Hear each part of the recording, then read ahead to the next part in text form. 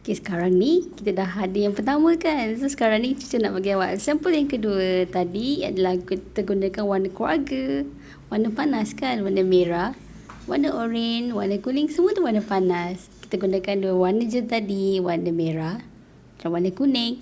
Tapi bila kita kena dua warna ni, warna terbaru terbentuk. Sekarang ni kita nak gunakan warna berlawanan, iaitu warna kuning dari kumpulan warna panas, biru dari kumpulan warna sejuk dan juga putih dan hitam. Jom kita start. Kita mulakan dengan warna kuning. Tak, warna biru. Ya, kita mulakan dengan warna biru. Kita warnakan di mana ya? Di sini. Ya, kita warnakan seperti tadi. Warna kita dah terror lah sekarang kan. Kita boleh warna cepat sikit. Kita warnakan di seluruh bahagian kotak ni dengan warna biru.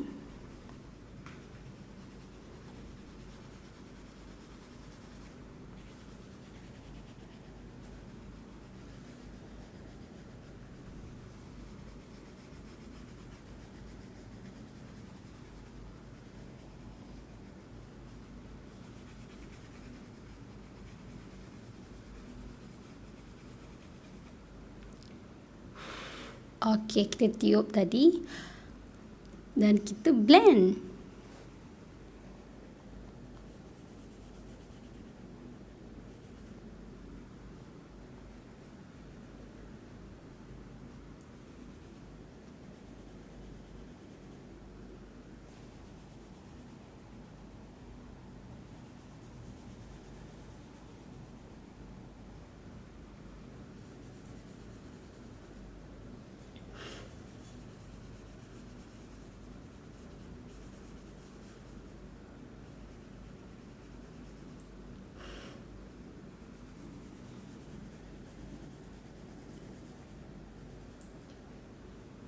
Okey, basuhkan tangan. Basuhkan pula. Kita lapkan jari kita supaya ia bersih. Dan lepas tu kita gunakan warna kuning, colorkan kubik yang di sebelah lagi. Seluruh permukaan ya.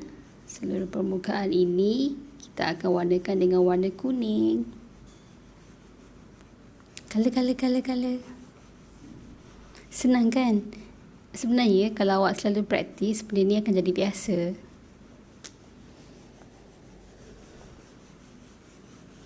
Warnakan dengan berhati-hati, ya. Kemas, pastikan dia tidak terkeluar daripada kotak tadi tu. Okey, lebihan tu kita kena tiup lah. Okey. Seperti saya cakap tadi, bahagian atas ni kita akan create tints di mana cahaya bermula. Bila cahaya bermula, untuk create tints kita boleh bahagikan dia sebagai dua bahagian, warna kuning dan juga warna apa adik-adik? Ya, warna putih. Pandai. Kita akan gunakan warna kuning dan juga warna putih di sini. So, kita pakai. Okey. Kita tiup. Tadi dah tiup. Kita akan gunakan warna putih pula. Color lagi sebahagian lagi daripada kubik tadilah. Sebab cahaya tu di atas sini kan. Of course, bahagian cahaya tu akan menonjol kepada bahagian yang depan dia pancarkan tu, sebahagian lain akan terlindung, maka warna asal dia akan kelihatan macam ni. Okey, dah. Sekarang ni kita akan blend warna kuning. Blend hingga rata. Penjuru tu penjuru. Warnakan sehingga seluruh permukaan rata dan warnanya sebati.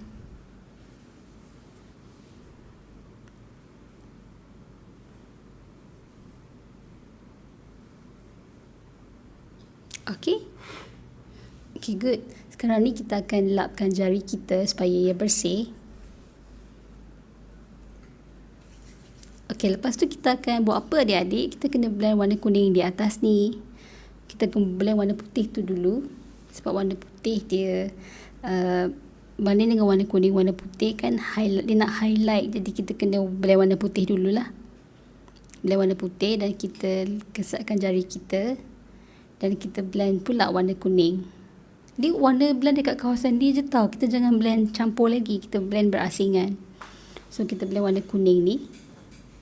Slowly kita akan cuba, bila dah rata baru kita masukkan sedikit kepada area warna putih supaya dia kelihatan seperti serasi.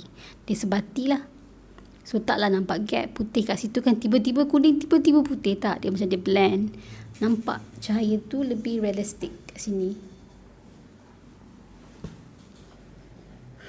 Okay, kita tiup. Sekarang ni kita nak buat highlight kat mana warna kuning tu kan, sini kita bahagikan kepada dua, sebab warna kuning ni dia pigment dia tak kuat, jadi kita boleh bahagikan dia pada dua. Warna biru tu kan, sebab warna kuning tu dia macam warna putih lah, pigment dia sangat rendah kalau compare dengan kuning. Maksudnya dia punya suhu, kita akan belajar lebih detail. The hue of colour maksudnya suhu warna dalam chapter warna nanti. Buat masa ni awak ikut je apa yang teacher buat. Macam ni awak nampak tak? Kita bagi teknik layering, nampak ada colour baru di situ. Warna apa? Warna hijau. So kita akan blend. Sebenarnya ini adalah warna biru campur dengan warna kuning, tapi dengan gunakan teknik layering sebegini, dia akan menghasilkan warna yang baru, iaitu warna hijau. Ini juga kita akan belajar dengan lebih detail dekat dalam kita punya satu chapter panggil warna. Tak sabarnya nak belajar kan? Teacher pun tak sabar nak ajar awak. Sebab dia merupakan topik yang agak besar yang kita kena cover untuk chapter ni. Ada 4 modul untuk kita cover chapter ni. Dan awak akan benar-benar faham kenapa warna sedemikian rupa. Kenapa warna ni sesuai, kenapa warna ni tak sesuai, mencari padanan warna yang cantik, colour combination, semuanya kita akan belajar. Okey, sekarang ni tadi kuning dah pergi ke rumah biru kan? Sekarang biru pun dah nak pergi rumah kuning. Kita akan letakkan dekat sini, dekat atas ni. Kita cuba bahagikan dia kepada dua bahagian yang sama. Tapi sebab biru tu lebih pekat, lebih gelap, so kita tak boleh bagi 1/2, kita kena bagi 1/4. Maksudnya 1/4 dari bahagian tu ialah warna biru, sebab warna biru tu ibaratkan dengan warna gelap tadilah, macam shadow kan, shade. Jadi kita kena bagi sikit kat sini. So kalau awak tengok, walaupun kombinasi warna tu serupa, tapi dia akan menghasilkan efek yang berbeza. Contohnya warna biru dengan warna kuning nampak hijau kan, tapi kat sini dia nampak warna yang sama. Cuma cakap tadi, bila warna biru tu kita apply di atas kuning, dia tak boleh kita letak sama banyak, dia kena 1/4. Ingat tak masa kita buat shade dan tints tadi? Teacher harap awak ingat kan tadi, minggu lepas dalam chapter ketiga. Okey, kalau tak ingat, teacher harap awak rujuk balik nota ya.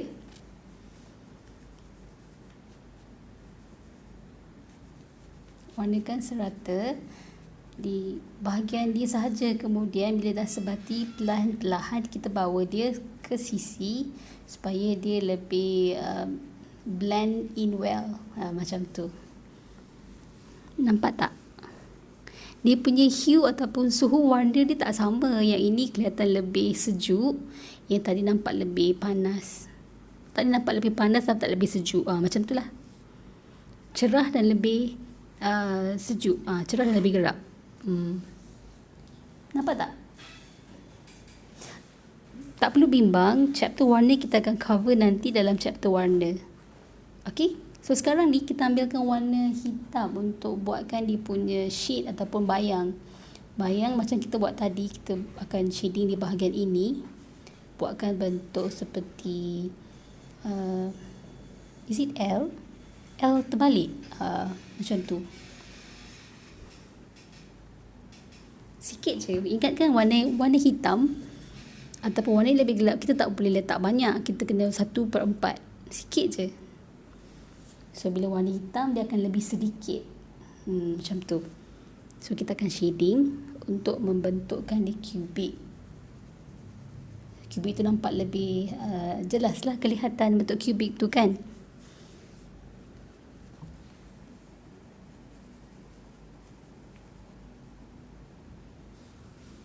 buatkan seperti ini.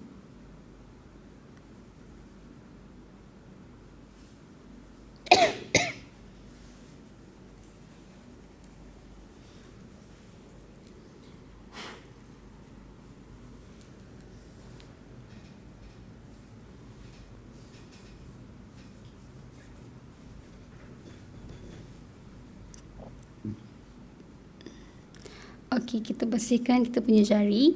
Sekarang ni tibalah waktunya untuk kita buatkan dia punya shadow. Shadow dia sama, kita buat kat sini. Ikut teacher buat macam mana.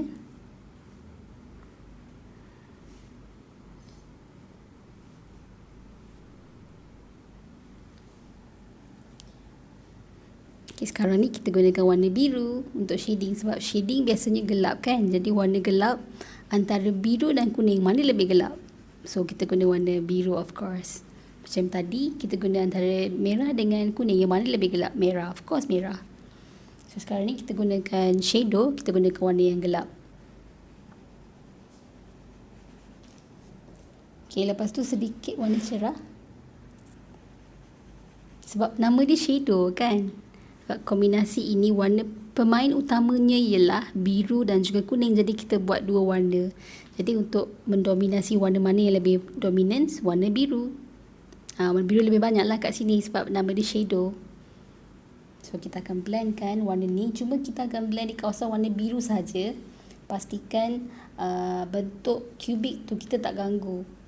Tadi kubik tu dah macam warna seakan-akan kehijauan. Kita jangan ganggu warna tu. Kita akan blendkan warna biru di hanya kawasan biru sahaja, supaya ia rata. Dan apabila telah rata, sedikit demi sedikit kita cuba blend dengan warna kuning yang kita highlight tadi. Okey, cara awak faham. Okey, bagus. Sekarang ni kita ambil warna hitam untuk nampakkan dia lebih dominance dekat sebab bila kita dah blend, warna tu dah pudar. Kalau kita buat mana-mana drawing, kita akan gunakan pen marker untuk highlight kan. Sekarang ni kita gunakan warna hitam untuk shade, untuk bentukkan kembali warna yang dah sama-sama tadi, untuk bentukkan shade yang hilang. Kan nampak tak? Kita dah bentuk shade kat bawah ni. Bentuk shade kat bawah ni. Taram! Ia nampak seperti kubik yang realistik kan? Ya, dah siap. So sekarang ni kita akan buatkan di atas adalah dia punya cahaya. Cahayanya di sini. Inilah cahaya matahari. Letak kat sini.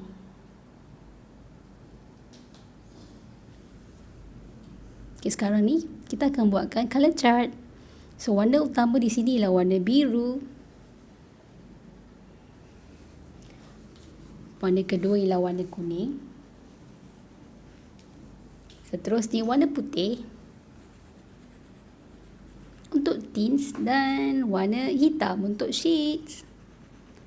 Kita dah ada pun. So sekarang ni untuk kita dah tiup untuk membolehkan kita punya artwork nampak lebih kemas. Kita punya working place lebih kemas. Kita kena buat kotak untuk nampak lebih profesional. Ingat ya adik-adik, seorang artis perlu disiplin, bersih. Pastikan working place sentiasa bersih dan kemas. Kerana disiplin akan menentukan kejayaan seorang artis. Okey? Selamat mencuba. Tak sabar nak tunggu slot yang akan datang. Bye!